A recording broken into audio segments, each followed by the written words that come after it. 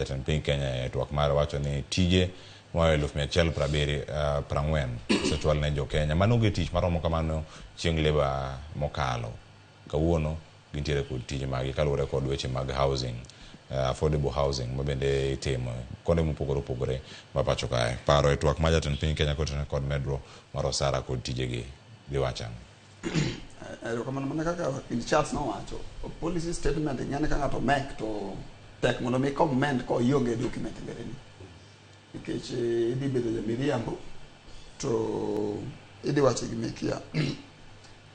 Weche mag yudo tich kata ekonomi ka gerore to mana kaka nowacho ndalo mane gero Thika Road, ni ka Thika Road igero tinyalo feel ekonomi ka expand kata ka nitiere dongruok ti feel ka kodhi mbele. Koro feeling nyalo bedo ni onge to kete wacho ni 1,140 to wacho specifically ni ma owuok e dara mar affordable housing.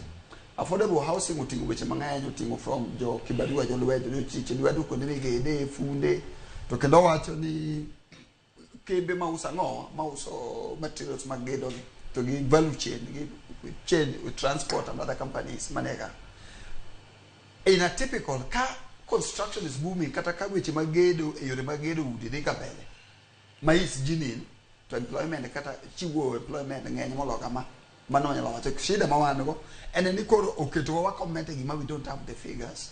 Okuchiwnwa ni wagero ute 50,000 Rio, Nairobi, 40 Bungoma, 30 Mombasa, and statistics wacho nikech neno weche mag police gi gin Dr. Blue Gisi ni gin gima kaka to gisi nitiere mana standard, nitiere framework minyalo mene examine kwa dhi tu watimo nonro ni ka gero ot mane go rofa 50 to ji adi manyalo yudo tich e goro 50 koro ken gima nyalo predict kata wacho ni biro chanda kibido kati nyisa malaya ni wagero ute 40,000 anyalo bedo penj kalam nikech mago policy issues minyalo get kamora mora.